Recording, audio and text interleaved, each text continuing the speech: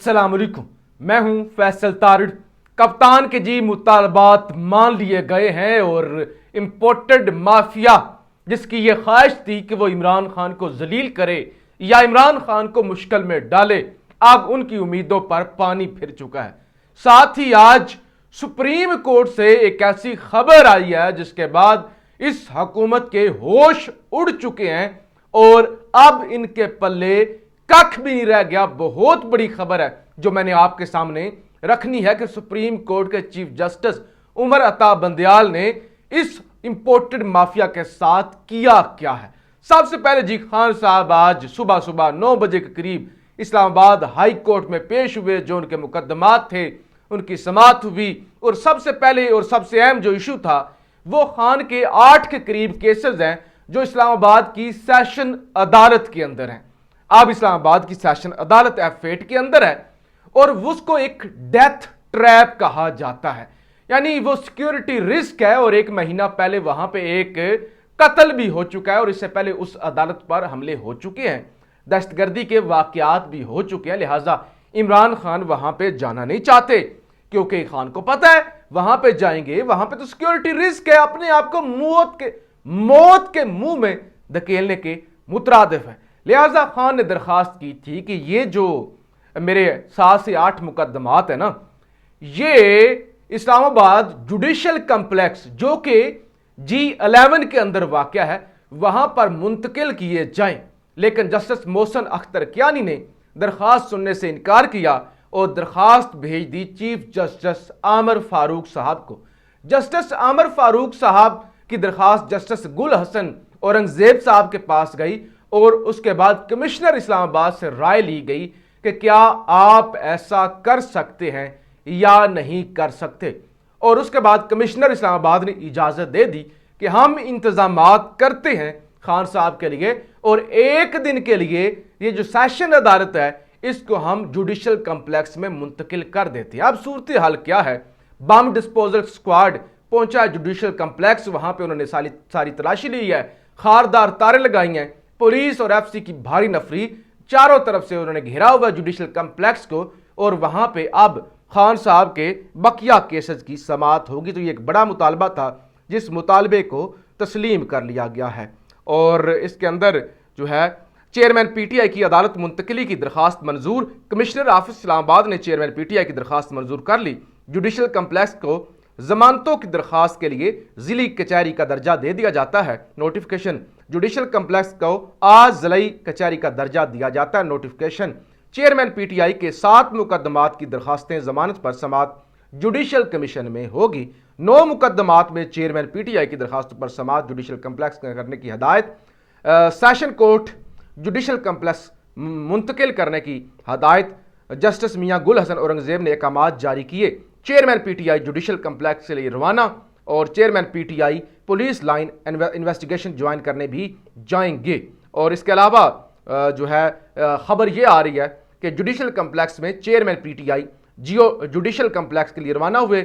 Islamabad police के जवानों के मजीद दस्ते जुडिशल कम्प्लेक्स पहुंच गए। जुडिशल कम्प्लेक्स के इतराफ खारदार तारे लगा दी गई। बम डिस्पोजल स्क्वाड की जानब से कमरा अदालत की तलाशी मुकम्मल कर ली गई है।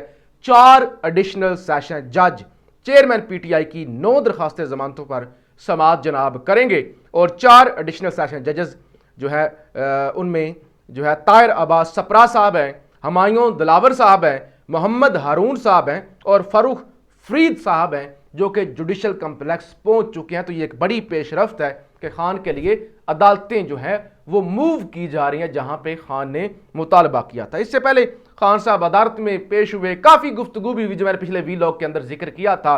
खान ने कहा कि ये जो छोड़ के जा रहे हैं इनके लिए मुझे बड़ा अफसोस है कि इनका कोई मुस्तकबिल नहीं है। और फिर जो है वो खान ने यह भी कहा कि मैं वो बदला नहीं लूँगा, मैं आर्मी चीफ को नहीं हटाऊँगा। और बाजवा साहब के 3 दफ़ा ऐसा मौका आया जब उन्हें लगा मैं उन्हें सैक कर दूंगा, उन्हें हटा दूंगा, लेकिन मैंने नहीं हटाया। और खान ने कहा मैं बिल्कुल परेशान नहीं हूँ, मैं इनका इलाज करके ही रहूँगा।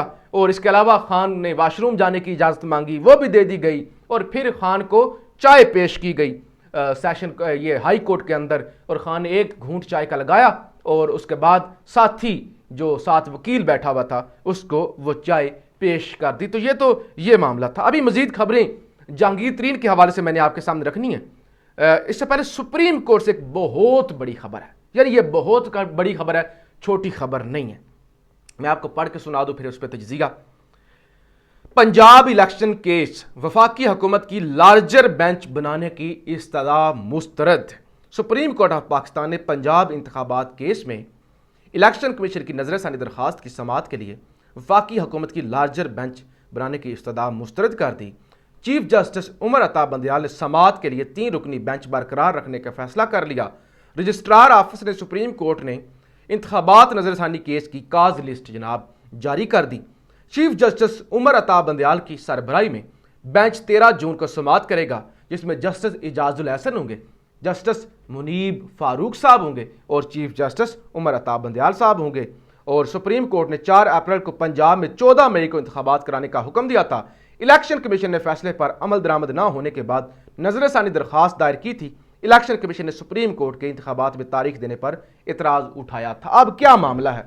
اب اس کے بعد انہوں نے قانون کر دیا چینج کہ نظر ثانی جو ہے وہ بڑا بینچ سماعت کرے گا, اور اس کے بعد صدر پاکستان نے اس پر سگنیچر بھی کر دیے تھے, لہٰذا وہ پھر سماعت ملتوی ہوئی کہ جی نیا بینچ بنے گا اور وہ پہلے بینچ سے بڑا بینچ ہوگا. لیکن وہ بڑا بینچ بنانے کی درخواست جو تھی نا کہ 3 رکنی سماعت کر رہا ہے تو 5 رکنی 7 رکنی 8 رکنی 9 رکنی کوئی بڑا بینچ اس کیس کی نظر ثانی سنے, اس کو ریجیکٹ کر دیا گیا ہے.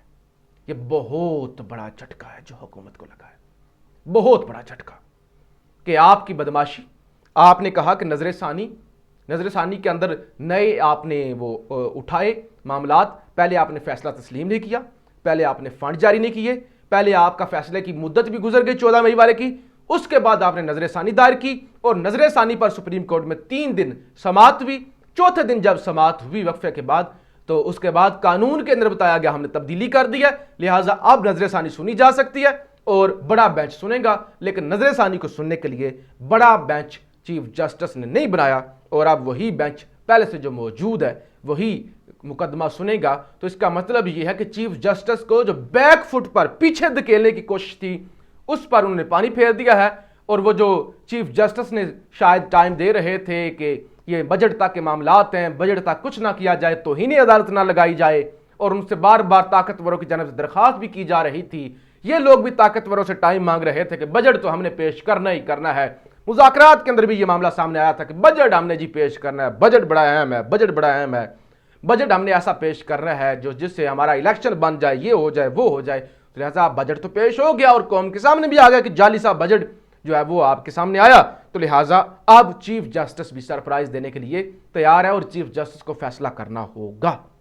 سرپرائز دیں یا نہ دیں, فیصلہ کرنا ہوگا. فیصلہ نہیں مانا گیا توہین عدالت لگانی ہوگی. یہ چیف جسٹس کا بھی امتحان ہے اور آج کا چیف جسٹس کا کاز لسٹ جاری ہونا, بینچ نہ بنانا, یہ واضح ڈائریکشن ہے کہ چیف جسٹس نے جھکنے سے اور جو پیچھے ان کی کریکٹر اسیسینیشن کر کے پیچھے ہٹانے کی کوشش کی جا رہی تھی اس سے انکار کر دیا ہے. اور جناب پھر جہانگیر ترین صاحب نے اعلان کیا ہے, اور جہانگیر ترین کی پارٹی کی مثال ایسے ہی ہے کہ سانحہ 9 مئی کے اندر جتنے ملوث لوگ تھے جو ملک کے لیے خطرہ تھے, جب انہوں نے پریس کانفرنس کر لی اب وہ استحکام پاکستان میں آ گئے ہیں. اب وہ استحکام دیں گے پاکستان کو. پہلے وہ خطرہ تھے, دہشت گرد تھے, اب وہی دہشت گرد جب استحکام پاکستان میں جا رہے ہیں تو وہ ملک کو بچائیں گے. اس جماعت کا جناب اعلان ہوا ہے. اب جو ہے وہ عبدالعلیم خان کو صدر بنایا گیا جی, پارٹی کا صدر ہیں وہ استحکام پاکستان کے, اور سیکرٹری جنرل ہیں عامر کیانی. عامر کیانی وہ لوٹے جنہوں نے خان کو سب سے پہلے چھوڑا, وزیر صحت بھی رہے ہیں اور شمالی پنجاب کے صدر بھی تھے, ان کو سیکرٹری جنرل بنایا گیا ہے. اور اس کا مطلب ہے فواد چودھری کو کچھ نہیں بنایا گیا, تو فواد چودھری ابھی تک اس جماعت کے اندر شامل نہیں ہوئے, یا باقی لوگ وہ بھی جو ہیں وہ آگے پیچھے ہیں. اور اون چودھری جو خان کا پہلے چپڑاسی ہوا کرتا تھا, اون چودھری کو ایڈیشنل سیکرٹری جنرل بنایا گیا ہے, ڈپٹی سیکرٹری جنرل, اور ساتھ ہی وہ اطلاعات کے وزیر بھی, مطلب وہ ترجمان بھی ہوں گے یہ اس جماعت کے. تو یہ ابھی تک کے معاملات ہیں, نئی جماعت بن رہی ہے. خان نے آج یہ بھی کہا کہ مجھے نون لیگ پر ترس آ رہا ہے, مجھے نون لیگ کی حالت پر رحم آ رہا ہے کہ ان بیچاروں کے ساتھ ہو کیا گیا ہے, مجھے بڑا برا لگ رہا ہے نون لیگ کے لیے. تو یہ سارے چیزیں, سارے اسکرپٹ ابھی تک ناکام ہوتے ہوئے نظر آ رہے ہیں اور عمران خان سرخرو ہو رہے ہیں. اپنی رائے کا اظہار ضرور کیجیے گا. پاکستان زندہ باد.